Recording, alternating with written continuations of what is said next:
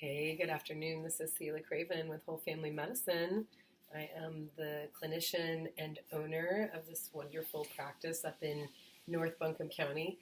And today I want to talk a little bit about spike proteins and how we are going to address our immune system in light of the changes that have occurred since 2020 and the presence of COVID in our life.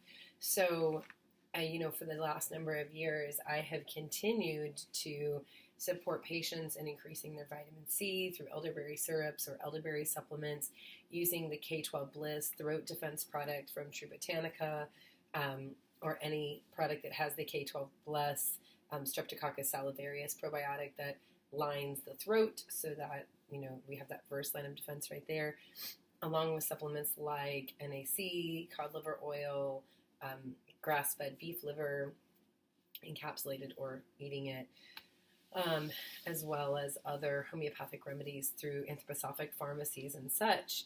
However, we're still getting really sick. We're using the herbs, we're using the Gaia product, the immune activator with the echinacea and the elderberry and the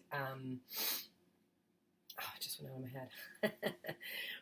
It's the elderberry and the andrographis, right? And a little bit of ginger, using straight andrographis, using all kinds of different supplementations that have always worked, and yet people are getting sick and remaining sick. They're having migrating fevers that come and go over weeks, and it's time to kind of look at this from a new angle. So I have a couple pieces of information I want to dive into. One is that there are two families in the practice who have both simultaneously started using a product that is sort of pricey, but if it keeps you well and it keeps you able to remain active in your life, it might be worth it. But these two families, one family has 3 children, one family has 2 children, they have small children, they're out in the world, they go to church, they go to activities, they go to school. Neither of these families encountered the intensive viral process that many of us encountered during the month of December, with the severe body aches and nausea, the vomiting, the tendency of it to develop into pneumonia, lots of deep chest cough, spasmodic coughing, things like that. Neither of these families got any of these symptoms, and they said things to me like, well, the last time I was sick was in June with a little cough or cold. So knowing that 2 families have been using this product is somewhat helpful, and the product is through an organization called the Wellness Company, and they have 2 products. One is the adult formula, and it's called Spike Support, and the other is the kids formula, and it is called Kids Spike Support. Okay, the children's dosage is $44.99 for a 30-day supply, and the adult dosage, depending on if you become a member or not, can be $64.99 or $54.99. Now, it's a $10 a month to be a member, so theoretically, you're going to end up paying about $65 a month for this adult dosage. There's obviously the opportunity to use it when you know that you're exposed to something, use it when only during the winter months, use it once you get sick. But my understanding is the idea is that you're taking the supplement every day. The adult product has selenium, black sativa extract, iris sea moss powder, green tea extract, nanokinase, and dandelion extract. Obviously, the nanokinase is a spike inhibitor. The dandelion extract is a liver support, which is going to support your detoxification strategies. The selenium helps reduce stress and aids the body in repair and recovery. A black sativa extract may help cellular repair. Green tea is a free radical scavenger. And the iris sea moss is mineral rich and helps to rebuild damaged muscle and tissue. Now, the children's formula is very different. It is has almost completely different components. Unlike I think dandelion is the only common component. And these are chewable, which is great for the kids. Let's see.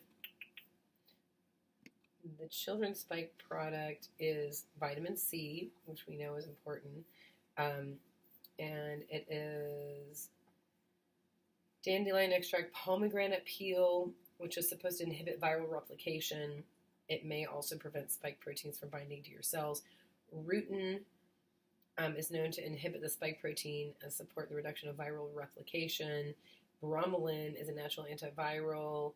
And papain, I don't know if I'm saying that right, it's Papain or papain, has been reported to break down spike proteins and prevent viral replication and boost the immune system.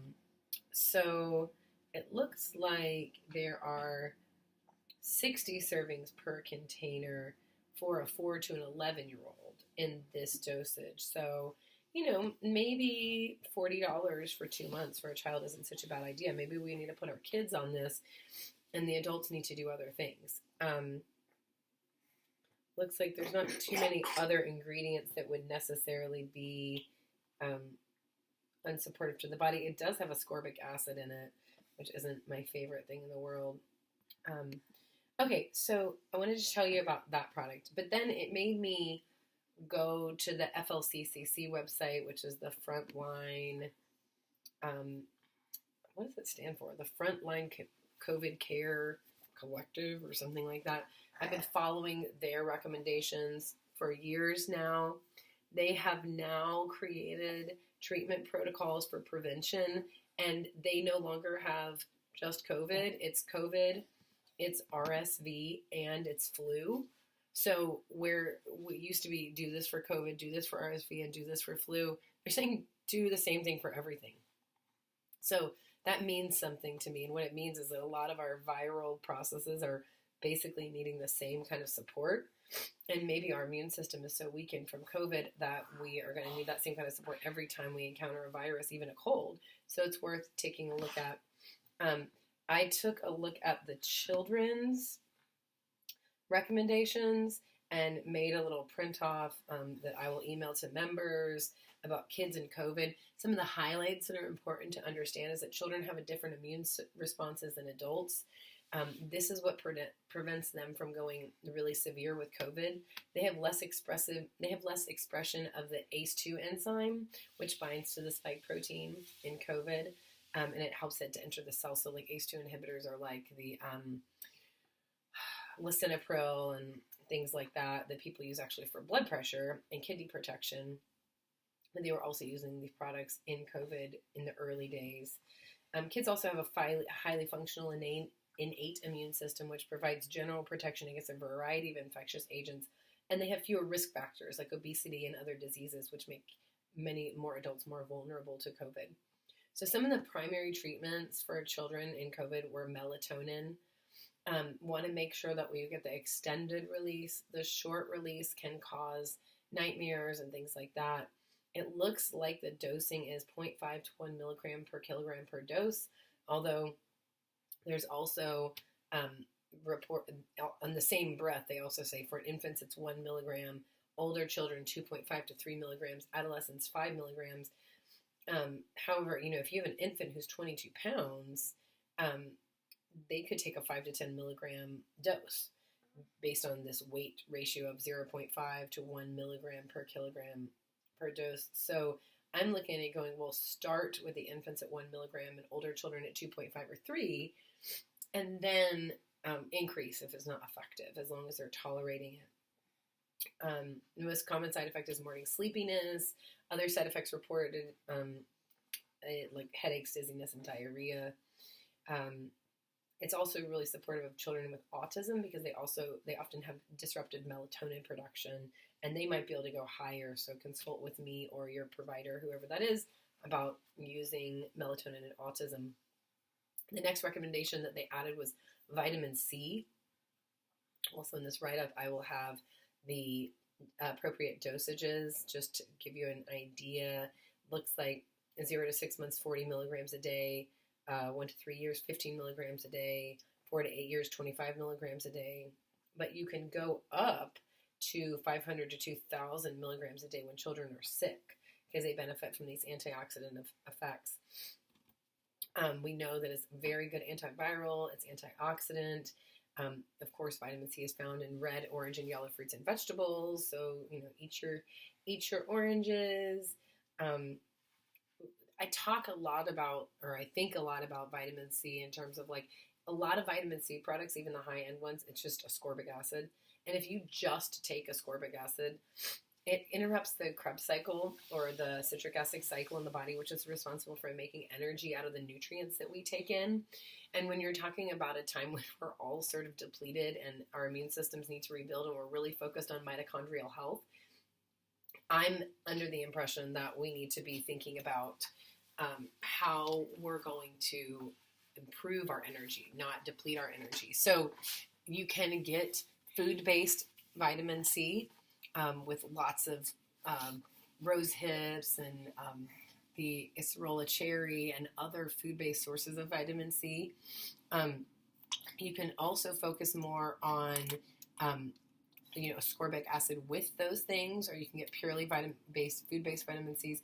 You can also look at the liposomal vitamin C, okay? And that puts a substance into tiny fat bubbles and allows it to come into the bloodstream in an easier way. So basically, just don't take your vitamin C, don't make your vitamin C a process of isolating a constituent, just like we do in pharmacology.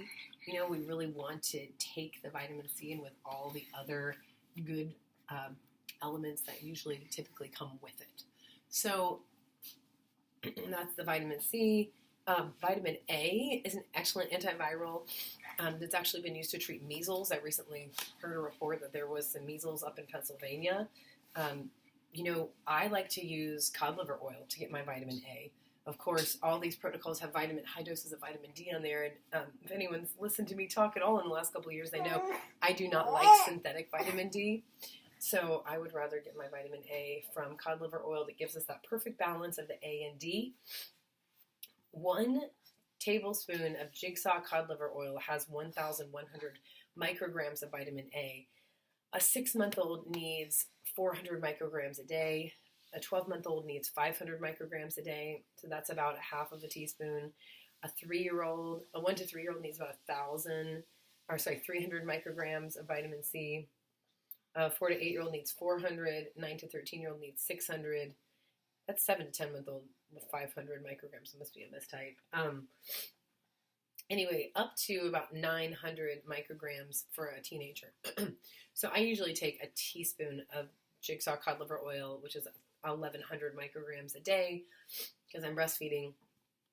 And the jigsaw cod liver oil available through Full Scripts is really wonderful. Quercetin is a mast cell stabilizer. It prevents the release of inflammatory cells and histamine. It has a direct virus-killing property against the viruses that cause COVID, and it's a potential antioxidant and anti-inflammatory agent that's well tolerated in children. It's often available through lots of fruits and vegetables, but True Botanica has a really wonderful Quercetin Plus product. It's in the mid $20 for 60 capsules for whole family medicine patients. I recently opened a capsule and tasted it just to see what it tasted like, and it was really benign, really easy to take. So children can take it.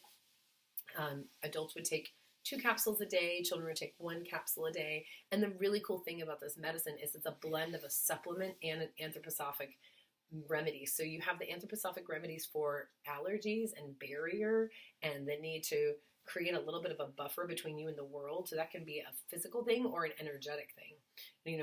Those of us with allergies have high reactivity. We also tend to be highly sensitive people who need a little bit of a shell. So the homeopathic oak bark and the homeopathic lemon quince that's in the Quercetin Plus product is really helpful on an energetic and a physical level. And it also has the nettle and the fenugreek in there. So not only is it going to support you when you're sick, it's also going to help with allergies. Finally, ivermectin. Children in many countries around the world receive ivermectin regularly as a dewormer.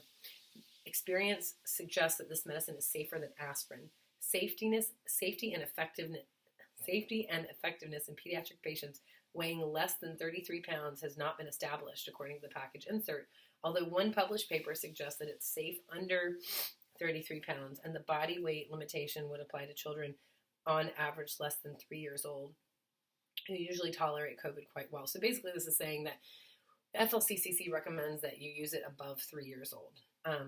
And it's important to mention that the American Academy of Pediatrics does not recommend the routine use of ivermectin in children for COVID at this time. So they're using pediatric dosing guidelines.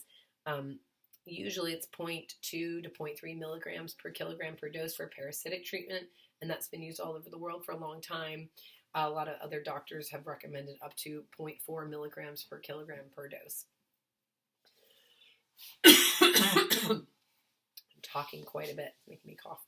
So anyway, that's the rundown for the treatment for COVID for children. Now for adults, we've got different things to use. We also have things that we need to consider for long haulers and COVID vaccine injury and things like that.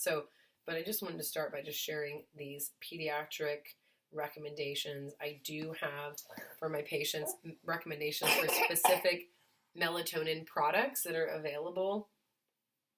That would be long release for affordable rates. So again, melatonin, vitamin C, vitamin A, and ivermectin and quercetin are the most important things to have on hand.